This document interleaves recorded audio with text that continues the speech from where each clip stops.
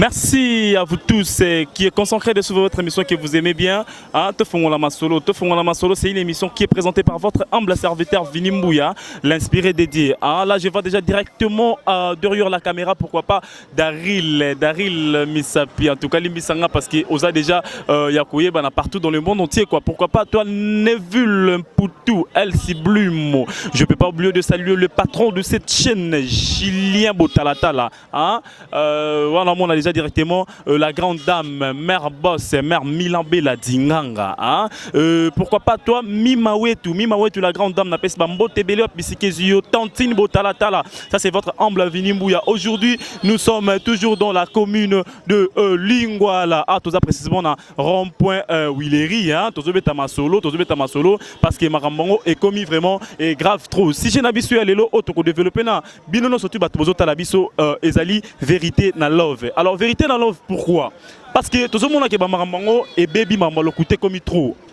Nabi ke bande ko bozo talanga ya basi pe mibali boko sa mi trop pe bolingo na bino ezana trouble trop parce que vérité ezate. Alors to lukato marché to meka sola na bande ko bota la biso pour que to meka ko découvrir est-ce que vérité na kata bolingo eza vrai to eza faux parce que balobi que toute vérité n'est pas bonne à dire. Donc vérité non c'est ça lobaté. Donc c'est-à-dire que na kata bolingo pe vérité non c'est ça lobaté. Alors photo yeba vérité na kata love. Est-ce que ils ont importance? Le dialogue na kata love. Est-ce que ils ont importance? Tu remarché? Tout ça voilà. Vini Mbouya molobel na bino ya solo. Asala ka musala po na bino. Tu remarché to solo na bande ko na biso ya pas sipe ya mibali. To yeba. Parce que mabali ezo kufa trop pour la vérité. Ba foyer ezo panzana trop pour la vérité. Siko il faut to tambola, to développer, to solo mama mamango et osala bien. Et osala pena kitoko makasi. Bana poto, bana mokili mobimba. Vini yeyo to solango Daryl to maman caméra ngo muketo pour sana bande ko baza pour que to meka ko développer ba mamango et ko sala moi kitoko. Bonjour de ronanga. Bonjour monsieur. Ezali émission to fongola masolo et la mara partout dans le monde entier. Sujet na biso lelo ezali vérité na love. Eza malamu to mabe et quant à yo vérité na kata bolingo, c'est vrai ou faux? C'est vrai. Mais pourquoi c'est vrai? Faux olinga mwasi olandeli makambo nyonso kotika makambo aventure o boyeboyete faut ko sala makambo ya vérité po bolingo ezala kitoko soko sali makambo ya mabe bolingo kozala lisusu te. Mais c'est quoi yebite que toute vérité n'est pas bonne à dire? Nayebi. Mais parce que ça la vérité monsieur panza ba mabala batu. Yangwana exemple biso baluba tolinga te so tobali mwasi abima na mobali mususu wana muluba soki asali bongo fo boma mobali. Yangwana bolinga na biso tolinga muntu soki tosali bolinga na pona bala o kolinga komema na mobali mususu esika te te soko sali mabe wana to kolinga lisusu te bolinga kofi. Est-ce que yo peut yebisa moi sino vérité? Na yebisa vérité na la ko satali ka mongo ta. Bon, yebisa bande kono surtout botala bazo vivre baza toujours en couple, baza na bolingo. Yebisa bango importance ya vérité na kati ya bolingo. Importance ya vérité na kati ya bolingo ko sala makambo o esenge po to sala na vie. Soki lingo sala makambo lokuta wana okomi da mopanzi ya bolingo, comprendre? Siko posa na ngai photo la na bolingo ndenga balobi bako na biso betika makambo bolingo to siko biso bana mike to sala su makambo bolingo. Yango na lobake bolingo ezaka vérité. Vérité kaka soko za na vérité te. Oko simba te oko sa ta ilo mote. Merci ndeko na ngai bo tikola na ndeko na biso alabi bolingo za na ka vérité. Alors soko za na vérité te bolingo e simba te pe e tambola te parce que lokuta ezoboma trop. Lokuta ezo panza ba foyer abatu. Romon attend mususu ke mobali azo vivre na moi sinaye. Moi ça ba défaut et belé. Oh il fallait que mobali ayebisa ye mais mobali azo banga ke tant mususu ka yebisiye et robebisa bolingo na bango. Le préféré que tout le monde ango. Moi ça cause attend suna odeur ya munoko to pe solo mapika.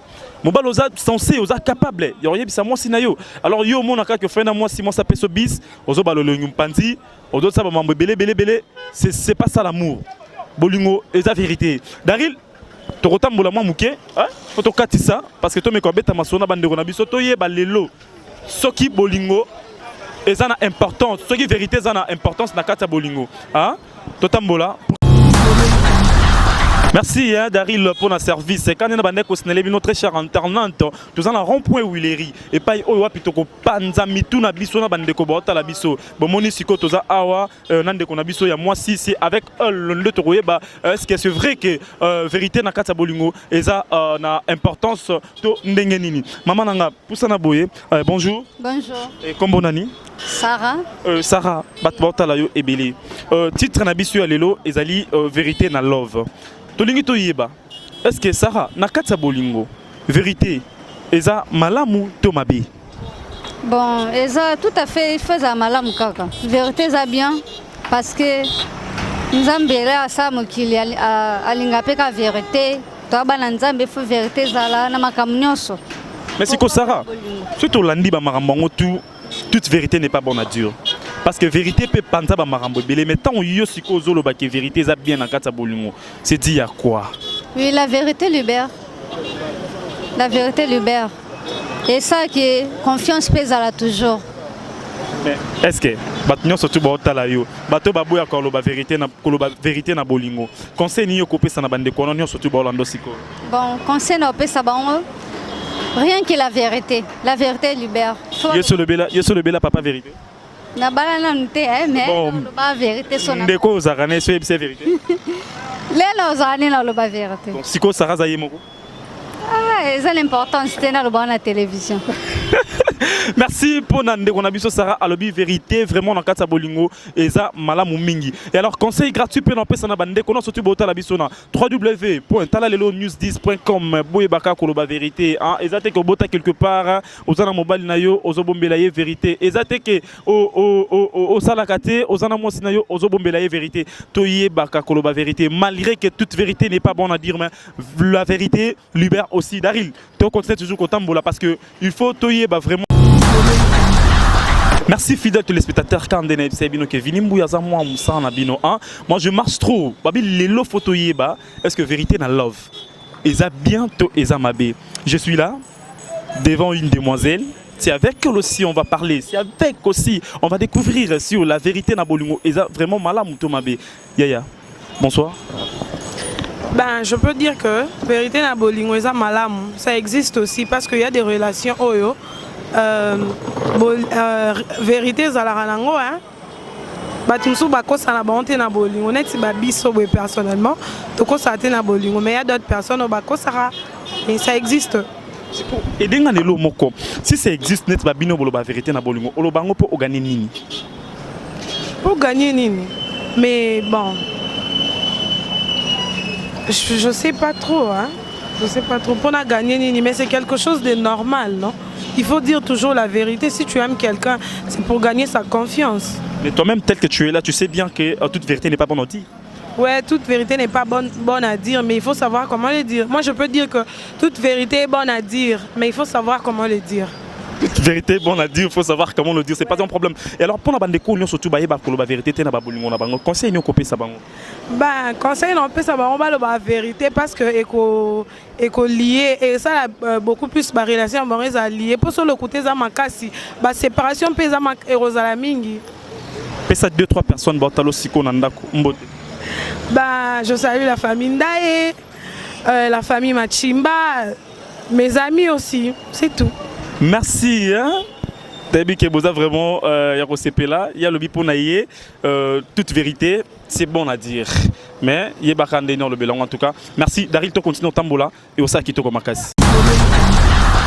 Balobi vérité na love l'auto sur la case sur vérité na love. Est-ce que vérité na love c'est vrai ou faux? To tambola to yoka moko na moko bande ko na biso bana kata bolingo bande ko na biso bakuta na marambo belé na bolingo parce que vérité et panzara pe marambo belé vérité et bongisa pe marambo belé yango lelo quand ne sebino ke Vinimbuya longona Daryl to tambola toi toujours na kata Willery na rompa Willery to sara mambango ndenge zalaki to solana ndeko na biso pour que yepe ameko yebisa biso oya ye ndenge ya vivaka na kata bolingo na ye. Bonsoir papa. Bonsoir mon frère. T'appelles comment? Je m'appelle Diedo Kalamba. Diedo Kalamba, c'est ça non? Nous voulons savoir, parce que notre sujet d'aujourd'hui c'est vérité na love. Nous voulons savoir, est-ce que vérité na love, c'est vrai ou faux? Bon, vérité dans love, ça dépend d'une personne à une autre. Parce que ezana makambo mususu dont tu peux dire la vérité et baby, dont tu ne peux pas dire la vérité et bongi. Par exemple, ezana gaffe mususu na kosala. Je me retrouve que tellement que je suis fautif, si je pourrais dire la vérité, n'a qu'à perdre. Par exemple, moi c'est à cause de la mobile quelque part. À qui la mobile quelque part. À Zonia Liu. Maintenant, lorsque tu vas lui demander, ok, vraiment qu'on ait besoin de vérité, à Koko Sayo, pour juste à Bombao. À Ebi que non seulement na kosiye, non ça ni na ko perdre love. Mais c'est mieux pour na bande konanga. C'est mieux un petit conseil, et ça que non vérité na love et ça bien. Parce que lorsque tu prends un engagement avec une personne, c'est pas une chose à négliger. Bolingo ba négliger kangote. Quel que soit ça maloba, mais ça en a pas de dégâts et belé. Est-ce que oui belo mot que toute vérité n'est pas bonne à dire? Ouais, c'est vrai que toute vérité n'est pas bonne à dire, c'est l'ombaka. N'engue na ota qui expliquer qu'il y a certains cas qui est fait que la vérité n'a pas cas mususu oko la vérité. Est-ce que yope na bolingono sincèrement la vérité? Bon, na bolingonanga oui, na la vérité, je suis clair parce que tant que na lingi que vinanga ezala bien, na engagement on na zanae, il faut clarté ezala pour te prospérer jusqu'au tinaba objectif na biso parce que tant que ça la bolingo toza na ba objectif. Alors pour objectif on a et que tina suka, il faut moins vérité ezala. Comme moins vérité ezala. Pour na bandeko nyonso tout baza na katsa bolingo mais babi ko ba vérité te na bolingo na bango conseil nyoko pesa bango. Bon nazo conseiller bandeko, ça ne sert à rien. Parce qu'ata ceux qui au kosi, au kozona elote. Parce qu'au koko ça a été mais au coco ça yum moko parce que lui lorsqu'il cherche la vérité panayo c'est juste pour intérêt personnel et panao. Alors ça ne sert à rien au coco ça jusqu'au où et puis après coco ça au kozo nini. C'est au moins ça. Et c'est la biso maman moté. Vraiment je salue que Paulette Ngalula oh yo babé ngaka d'habitude Darline.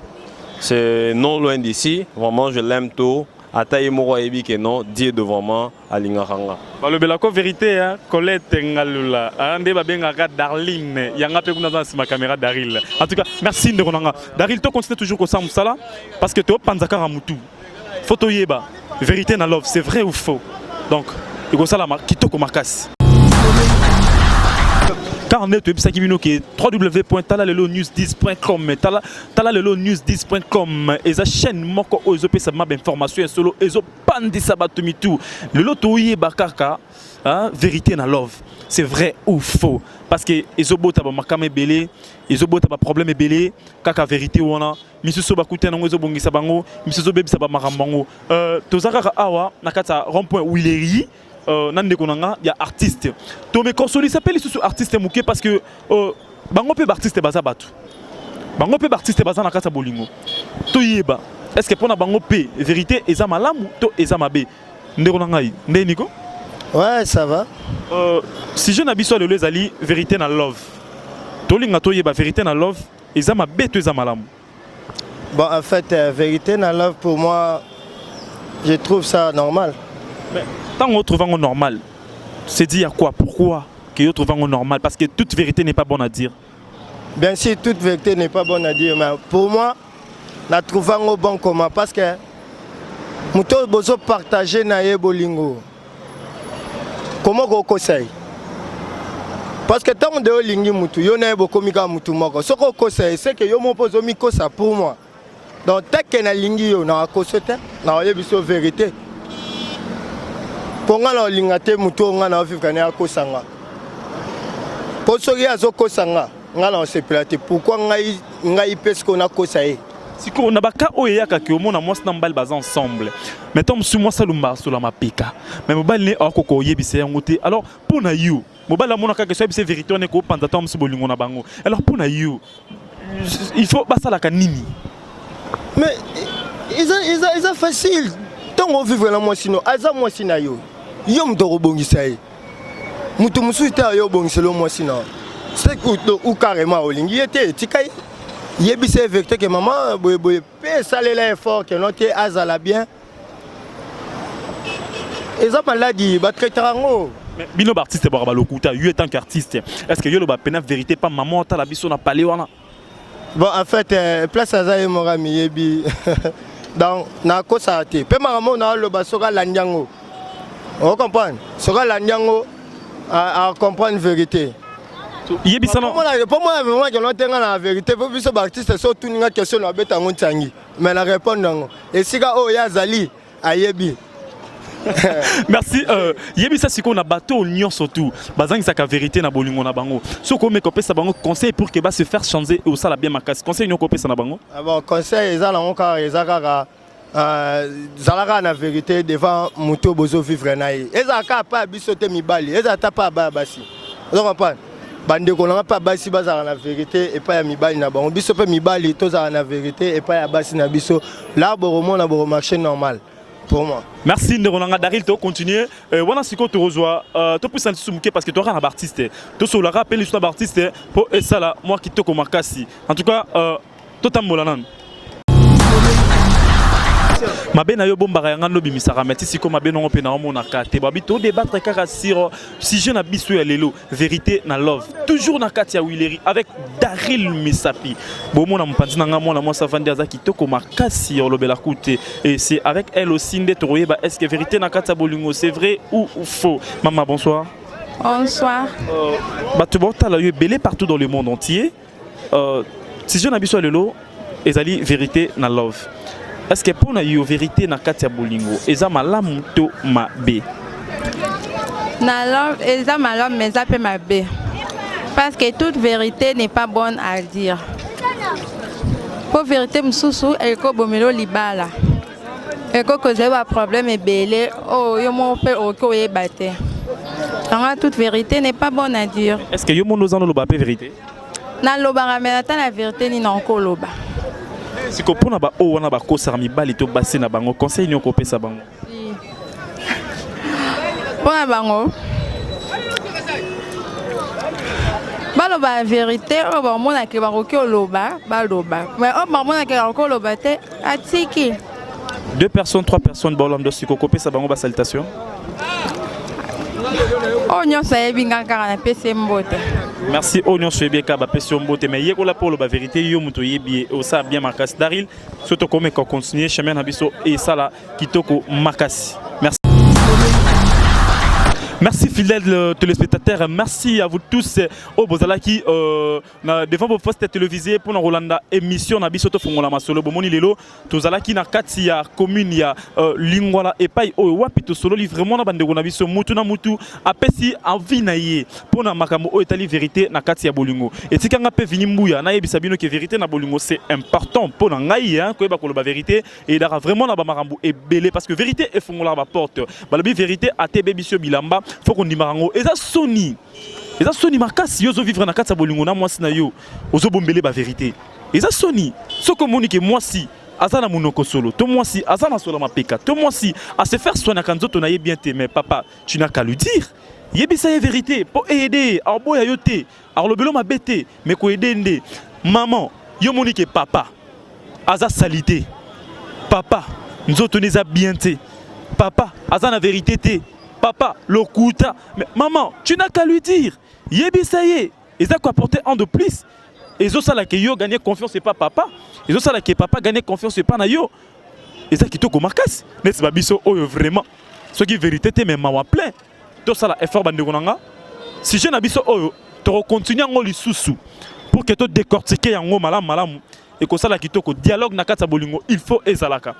Papa na maman bana il faut to yeba ko sur laka.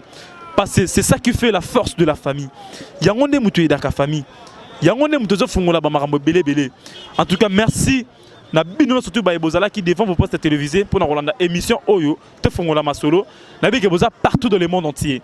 Bozo landa biso eza kitoko makasi na bosa na te ko saluer. Mutu oya edenga pour que tozo ba image Oyo to su Oyo. Na kombo ya Daril. Daril, moi je suis no exacté mais na tcheka ka Daril no misapi parce que oza mutu oza reconnu. Pourquoi pas ton Neville pour tout.